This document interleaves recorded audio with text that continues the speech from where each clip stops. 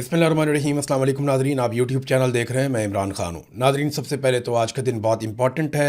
आज मंगल का दिन है और इमरान खान साहब की बहनों ने पिछले मंगल को ये कहा था कि सुहेल अफरीदी अपने तमाम MPs के साथ, ये 92 की तादाद में है, बल्कि उन्होंने तादाद पूछी थी और फिर कंफर्म करके बताया था कि वो तमाम MPs मंगल वाले दिन सारे यहाँ पे पहुँचेंगे अडयाला जेल के बाहर। और ये प्लान किया गया था कि जितने भी ओहदेदार हैं पार्टी के, उन तमाम को अडयाला जेल के बाहर आना चाहिए। ये बात सलमान अकरम राजा साहब ने भी की, पार्टी के बाकी लोगों ने भी की कि सबको पहुंचना चाहिए और ज़रूर आना चाहिए, और जो लोग नहीं आएंगे उनको जवाब देना पड़ेगा। अब इमरान खान साहब की बहनों की कॉल है, और कॉल उन्होंने कोई आवाम को नहीं दी, उन्होंने पाकिस्तान तहरीक इंसाफ के उन लोगों को दी है जो आज इक़्तिदार में इमरान खान साहब की वजह से बैठे हुए हैं। और इमरान खान की बहनों ने कॉल अपने लिए भी नहीं दी, उन्होंने कॉल उसी आदमी के लिए दी है जिसकी वजह से ये तमाम लोग इक़्तिदार में बैठे हुए हैं, यानी इमरान खान की वजह से। वो कैद तन्हाई में हैं, उनकी बिनाई ज़ाया हो रही है, उनके साथ बहुत जुल्म हो रहा है जो आसिम मुनीर साहब के कहने पे हो रहा है। क्योंकि इमरान खान साहब ने खुद कहा था कि मुझे कुछ भी हो जाए तो आपने बदला आसिम मुनीर से लेना है, मुझे या मेरी बीवी को कुछ हुआ तो ज़िम्मेदार आसिम मुनीर होगा। ये इमरान खान साहब ने एक मरतबा नहीं, कई मरतबा कहा। अब इमरान खान साहब की बहनों ने आज के दिन के लिए ऐलान किया हुआ। अब देखना यह है कि सब लोग पहुंचते हैं, कैसे पहुंचते हैं और क्या मनाजर हम देखते हैं। क्योंकि इससे पहले शहबाज शरीफ साहब ने अचानक से रब्ता कर लिया सुहेल अफरीदी से। अब लाजमी बात है, कोई शहबाज शरीफ साहब ने इसलिए तो रब्ता नहीं किया होगा कि वो इमरान खान साहब से मुलाकात करवा देंगे, क्योंकि वो तो फील्ड मार्शल ने फैसला करना है। शहबाज शरीफ साहब ने तो पहले कहा पूछ के बताऊंगा। अब पता नहीं पूछने पे उन्हें कितनी डांट पड़ी है, जिसके बाद दोबारा उन्होंने पूछने की कोशिश ही नहीं की। हुकूमत ने क्या किया कि रावलपिंडी में दफ़ा 144 नाफज कर दी है और अडयाला की तरफ किसी भी किस्म के इज्तिमा पर पाबंदी लगा दी है। इसके बारे में बाकायदा एक्सप्रेस न्यूज़ में और जितने भी पाकिस्तान के अंदर मीडिया चैनल्स हैं, तमाम ने इस खबर को छापा है और कैटेगोरिकली बताया कि रावलपिंडी में दफ़ा 144 नाफिज कर दी गई, हर किस्म के इज्तिमात पे पाबंदी लगा दी गई। और ये वजह सिर्फ यही है कि इमरान खान साहब के लिए लोग ना निकलें और अडयाला जेल के बाहर वो एक रश पैदा ना हो, क्योंकि ये चीज़ें जो हैं वो पाकिस्तान की मिलिट्री एस्टेब्लिशमेंट को परेशान करती हैं कि हमने सारा कुछ करके देख लिया, हर बंदा पकड़ के अंदर डाल दिया, कारकुनों को कत्ल भी कर दिया। इसके बावजूद जब इमरान खान साहब कॉल देते हैं या उनकी बहनें कॉल देती हैं तो लोग क्यों आ जाते हैं। अभी ये पब्लिक को कॉल नहीं दी गई, ये कॉल दी गई है उन लोगों को जो बेनिफिशरी हैं इमरान खान साहब की सियासत के। अब सवाल ये पैदा होता है कि क्या वो लोग जाएंगे। देखें ना, गिरफ्तारी है ना सिर्फ, और क्या है। इमरान खान साहब भी गिरफ्तार है, उनकी अहलिया भी गिरफ्तार है। अब इनमें से कोई इमरान खान से तो बड़ा नहीं है ना। अगर इमरान खान साहब गिरफ्तारी दे सकते हैं और इतनी सख्त जेल काट सकते हैं तो ये लोग तो इमरान खान के बेनिफिशरी हैं, इन्हें भी फिर जेल काट लेनी चाहिए। तो इनको आज बड़े इम्तिहान में डाल दिया गया है। देखें इनके साथ क्या होता है या ये क्या करते हैं। एक और खबर नाजरीन चलवाई जा रही है, और ये खबर कुछ ऐसे लोगों से चलवाई जा रही है जो लोग मशहूर हैं इस हवाले से कि जब भी कभी किसी चीज़ का माहौल बनाना होता है या पब्लिक को चेक करना होता है तो ये लोग खबरें मार्केट के अंदर फेंकते हैं। खबर मार्केट में ये फेंकी जा रही है कि एक और आईनी तरमीम करके फील्ड मार्शल आसिम मुनीर साहब सदर पाकिस्तान बनना चाहते हैं, और वो ये चाहते हैं कि सदर का ओहदा उनके पास रहे। ये मुबैना तौर पर वो लोग कह रहे हैं जो मार्केट में खबरें फ्लोट करने के मास्टर हैं, और उन्होंने कहा कि ये आईनी तरमीम भी करवा ली जाएगी। अच्छा, मेरे ख्याल में ये इतना कोई सौखा काम नहीं है, लेकिन फिर भी मेरी ये ख्वाहिश है कि अगर फील्ड मार्शल आसिम मुनीर ये चाहते हैं कि वो सदर पाकिस्तान बने तो फिर बने एक दफ़ा, उन्हें आटे और दाल का भाव पता चले। क्योंकि जब वो सदर पाकिस्तान बनेंगे ना तो फिर वो फौजी यूनिफॉर्म के पीछे छुप नहीं सकेंगे। फिर अवाम उन पर बिल्कुल वैसे ही तनकीद करेगी जैसे एक सियासी आदमी के ऊपर तनकीद की जाती है। फिर अवाम वैसे ही सवालात पूछेगी जैसे एक सियासी आदमी से सवालात किए जाते हैं। अब वो देखें ना, पाकिस्तान में आप ब्यूरोक्रेट से सवाल कर सकते हैं, सरकारी मुलाजमीन को पूछ सकते हैं, अगर आप ताकतवर हैं तो थोड़ा और ऊपर जाके पूछ सकते हैं, लेकिन आप आर्मी चीफ को नहीं पूछ सकते पाकिस्तान में। उनके आगे आप सवाल भी नहीं कर सकते उनकी मर्जी के बगैर। ये एक मुकद्दस गाय बनाया हुआ है ना इस ओहदे को। तो जब ये किसी दूसरे ओहदे पे आएंगे तो इनको आटे दाल का भाव पता चलेगा, लेकिन ये इतना आसान नहीं है। आसिफ अली जरदारी साहब को कम से कम जो देना पड़ेगा वो बिलावल जरदारी को वजीर आजम बनाना पड़ेगा। तो क्या शहबाज शरीफ इसके लिए तैयार है? क्या नवाज शरीफ इसके लिए तैयार है? पाकिस्तान का इन लोगों ने भट्टा बिठा दिया है, इकॉनमी मुकम्मल तौर पे तबाह कर दी है, कर्जे इतने ज़्यादा ले लिए हैं कि कोई भी हुकूमत आकर इन कर्ज़ों को नहीं उतार पाएगी। महंगाई इतनी बढ़ा दी है कि अब ये महंगाई कम नहीं हो पाएगी। जो कम करने की कोशिश करेगा वो मुल्क को दिवालिया कर देगा। ये मैं आपको सही बात बता रहा हूं। आज अगर ये इमरान खान को लाके हुकूमत दे दें तो 10 साल से पहले ये इकॉनमी अब ठीक नहीं हो सकती जो इन्होंने इसके साथ कर दिया है। 4 साल में इन्होंने इतना कर्जा लिया जितना कर्जा पाकिस्तान बनने के बाद से लेकर अब तक हमने 70 साल में लिया था। जो कर्जा पाकिस्तान ने 70 साल में लिया उतना कर्जा इन्होंने 4 साल में लिया। जो चीज़ें पाकिस्तान के साथ पिछले 50 साल में नहीं हुई इन्होंने कर दी। सरमायाकारी बुरी के रिकॉर्ड तोड़ दिए। जितनी मल्टीनेशनल कंपनियां सारी भाग गई। पाकिस्तान से ब्रेन ड्रेन हो गया। मिलियंस की तादाद में लोग पाकिस्तान से निकल गए। लोग अपना पैसा ले लेकर भाग गए। इंडस्ट्री सारी बंद हो गई। बड़े बड़े कारोबार फारिग हो गए। किसी किस्म का इनका टैक्स का हदफ पूरा नहीं हो रहा। इसीलिए वुज़रा अपने मुंह से मानते हैं कि जनाब क्योंकि हम टैक्स इकट्ठा करने में नाकाम हो गए लिहाजा हमने लेवियाँ लगा दी, लिहाजा हमने आम आदमी के ऊपर बोझ डाल दिया, लिहाजा हमने पेट्रोल महंगा करके वहाँ से टैक्स इकट्ठा कर दिया। और मैं परवेज़ रशीद साहब को देख रहा हूँ, ये गलतफहमी रही हम लोगों को कि परवेज़ रशीद कोई एंटी एस्टेब्लिशमेंट आदमी है, या हमें ये गलतफहमी रही कि परवेज़ रशीद जो है वो एक सच बोलने वाला आदमी है।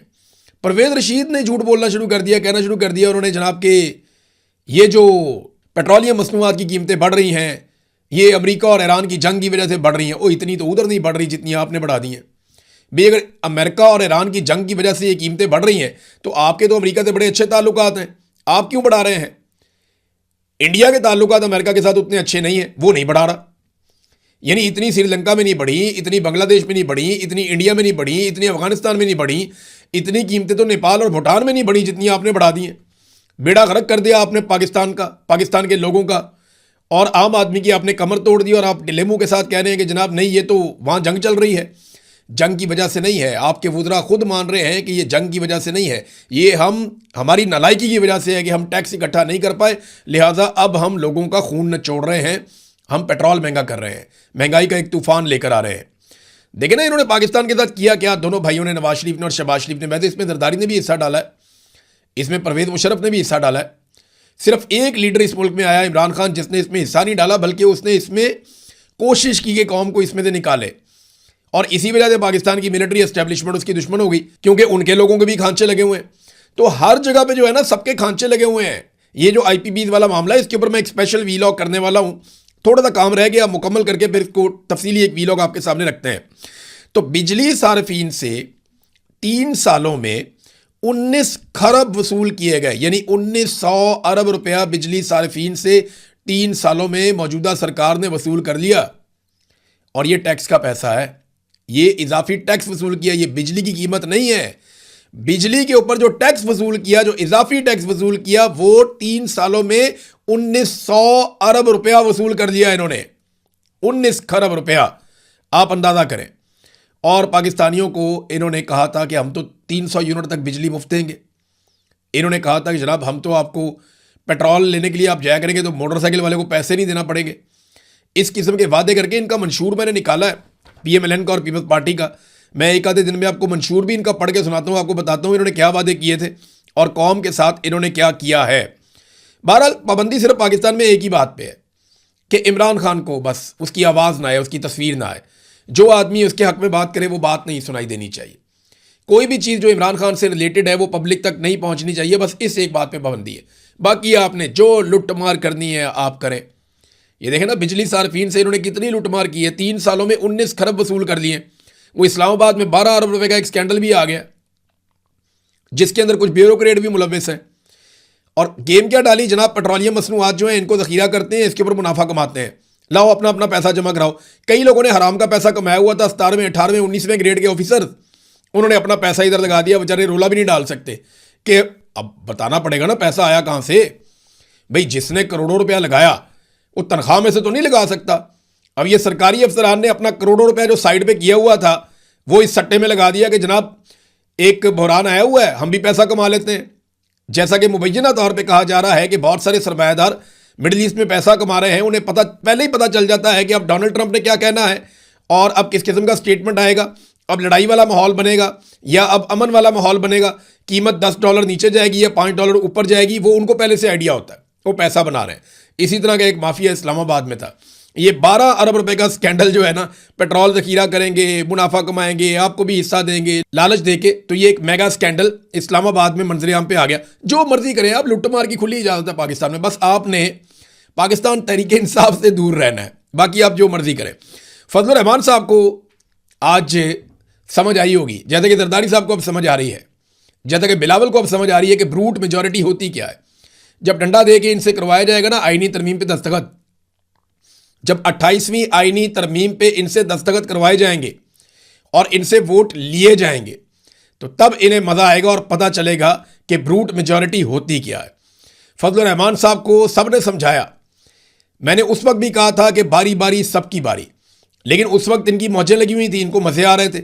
आज फजलुर रहमान साहब कौमी असेंबली में तकरीर कर रहे थे, उनकी आवाज़ ही काट दी।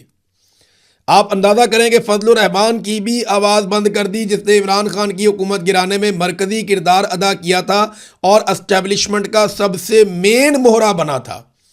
फजलुर रहमान साहब ने मेन मोहरे के तौर पे अपनी ड्यूटी की थी और उस वक्त इमरान खान की हुकूमत गिराने में सबसे कलीदी किरदार अदा किया था। आज जनाब कौमी असम्बली में इज़हार ख्याल कर रहे थे, जब तक मीठी मीठी बातें की तब तक चलता रहा मामला, जैसे ही तनकीद शुरू की उनकी आवाज़ बंद कर दी गई।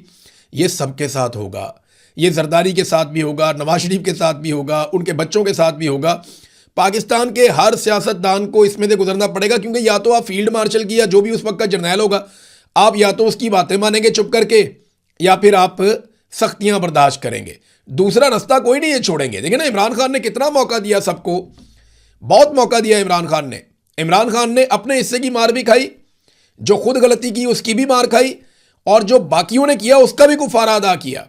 इमरान खान ने लगभग पाकिस्तान की सारी सियासी क्रीम का कुफारा अदा कर दिया, इतनी मार खाई है। और इन सारों को बार बार मौका दिया कि आओ मिलकर बैठ जाओ, मिलिट्री एस्टेब्लिशमेंट को वापस बैरकों में भेजते हैं। जिस वक्त आसिम मुनीर की एक्सटेंशन का मामला चल रहा था, तो पीएमएलएन को इस बात का खतरा था और उनके लोग ये कहते थे कि अगर हमने आसिम मुनीर साहब को एक्सटेंशन ना दी तो वो पीटीआई के साथ मिलकर हमारी मंजी ठोक देंगे। तो उस वक्त इमरान खान साहब ने जेल से एक बड़ा सख्त पैगाम दिया और आसिम मुनीर साहब के ऊपर कड़ी तनकीद करते हुए नवाज शरीफ और जरदारी को मौका दिया कि लो, मैं कोई डील नहीं करता, मैंने तुम्हें फिर प्लेट में रख के दे दिया, आओ जमहूरियत के लिए इकट्ठे हो जाए। लेकिन ये छोटे छोटे वक्ती मफाद के लिए इन्होंने बहुत बड़ा सियासतदानों का नुकसान कर दिया। आज सियासत पाकिस्तान में इतनी कमज़ोर हो गई है, उसके लिए इमरान खान साहब ने इनको मौका दिया था कि इस सारे मसले में से आप निकल जाएं, मैं कोई डील नहीं करूंगा और निकलो इसमें से और मिलिट्री एस्टेब्लिशमेंट को वापस बैरक में भेजो, हम पाकिस्तान में नया इलेक्शन करवा लेंगे। देखें ना, आप इमरान खान परफॉर्म करेगा तो ठीक है, नहीं करेगा तो वापस किसी और की बारी आ जाएगी। जमहूरियत तो ऐसे ही होती है। लेकिन इन सारों ने ये चुना कि हमने जूते पॉलिश करने, अब जूते पड़ने का टाइम आ गया इनको। जरदारी साहब बदमजा हो रहे हैं, फजलुर रहमान साहब की भी आवाज़ कट रही है, तो बारी बारी सबकी बारी है, मैंने बहुत दफ़ा कहा और अब ये होता हुआ आपको दिखाई भी दे रहा है। नाजरीन, ट्रंप के कुछ स्टेटमेंट्स आए हैं। अब क्योंकि हम बैनुल अक़वामी खबरों की तरफ जा रहे हैं तो मैं कुछ चीज़ें आपके सामने रखता हूँ। डोनाल्ड ट्रंप के जो गुज़िश्ता 24 घंटे के बयानात हैं, क्योंकि ईरान ने जब तजावीज़ वापस भेजी तो डोनाल्ड ट्रंप को उसकी बड़ी तकलीफ हुई। डोनाल्ड ट्रंप ने अब बड़े सख्त बयानात दिए। ट्रंप ने कहा कि इनके पास ईरान को एटमी हथियारों के हुसूल से रोकने के लिए एक बेहतरीन हिकमत अमली अभी भी मौजूद है। ट्रंप के मुताबिक ईरान ने ज़मीन दोज़ यूरेनियम के हवाले से वादे किए थे, लेकिन फिर अपने जवाब में इन वादों को शामिल नहीं किया। ट्रंप ने जंग ख़त्म करने के हवाले से ईरान की तजवीज़ को एक अहमकाना तजवीज़ करार दिया। ट्रंप ने कहा, मैं शी जिनपिंग की बहुत इज़्ज़त करता हूँ, प्रेसिडेंट शी की, जो प्रेसिडेंट हैं चाइना के, उनकी बड़ी इज़्ज़त करता हूँ, उम्मीद है वो भी मेरी इज़्ज़त करते होंगे। ट्रंप ने कहा कि मैं कुर्दों से बहुत मायूस हुआ हूँ, क्योंकि कुर्दों को इन्होंने पैसा, असला, सारा कुछ दिया था कि ईरान के अंदर जाके आप लड़ाई करें और ईरानियों को तंग करें, उनकी फोर्सेस को एंगेज करें। कुर्दों ने ऐसा नहीं किया, वो असला भी खा गए। ट्रंप ने एक और स्टेटमेंट दिया कि ईरान ने अपने खत में एटमी हथियारों के हुसूल की कोशिश ना करने का जिक्र तक नहीं किया। ट्रंप ने अमरीकी तजवीज़ पर ईरानी जवाब को कचरे का ढेर करार दिया और कहा कि उन्होंने उसे पढ़कर मुकम्मल भी नहीं किया क्योंकि यह वक्त का ज़िया था।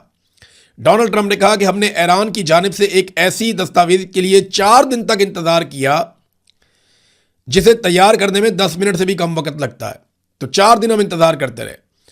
साथ में ट्रंप ने कहा कि ईरान के साथ सफारतकारी बिल्कुल मुमकिन है। मेरा उनके साथ 4 या 5 मरतबा मुआहदा तय पा गया था, लेकिन फिर उन्होंने अपना जहन बदल लिया। अब डोनाल्ड ट्रंप ने ना एक और बात भी कही है। डोनाल्ड ट्रंप ने कहा कि ईरानी तजावीज़ अहमकाना है, जंगबंदी मुआहदा बिस्तरे मर्ग पर आखिरी सांसें ले रहा है, यानी किसी वक्त भी हम जंगबंदी ख़त्म कर सकते हैं और दोबारा लड़ाई कर सकते हैं। ये बात इसराइली अखबारात ने भी कही।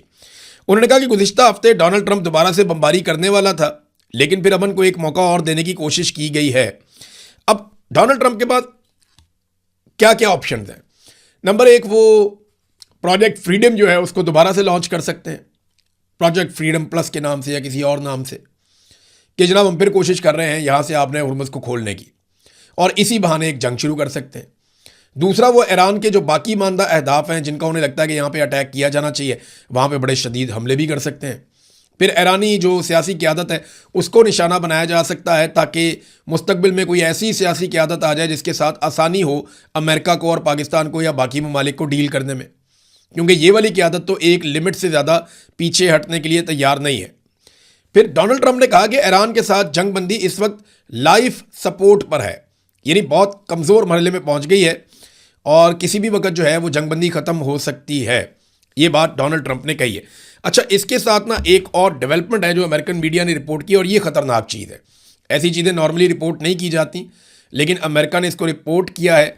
ये जब्राल्टर का एक एरिया है, ये मैं आपको बताता हूँ, ये एक जजीरा है। जब्राल्टर जो है ये स्पेन और मराकश के बीच में एक एरिया है। यहाँ पे रिपोर्ट हुआ है कि अमेरिका ने अपनी एक आबदोज़ पहुँचाई है। नॉर्मली इस आबदोज़ की लोकेशन नहीं बताई जाती, लेकिन अमेरिका ने बताया, उनके मीडिया ने इसको रिपोर्ट किया कि अमेरिका ने जौहरी सलाहियत की हामिल आबदोज़ जब्राल्टर पहुँचा दी है और ख़ित्ते में शदीद कशीदगी पैदा हो सकती है इसके आने के बाद। ये जो जब्राल्टर में आने वाली आबदोज़ है ये बैलिस्टिक मिसाइलों से लैस है और इसके पास एटम बम भी है और ये एटमी हमला करने की सलाहियत रखती है।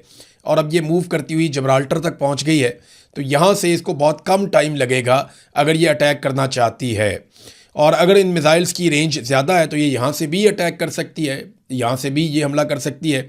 लेकिन अल्लाह ना करे इस किस्म की लड़ाई हो दुनिया में, मगर हालात जो है वो लड़ाई के बगैर ठीक होते हुए दिखाई मुश्किल से दे रहे हैं। एक रिपोर्ट नाजरीन और आई है, और ये अमेरिका के असलहे के हवाले से रिपोर्ट है, और ये फॉक्स न्यूज़ ने अब रिपोर्ट दी है।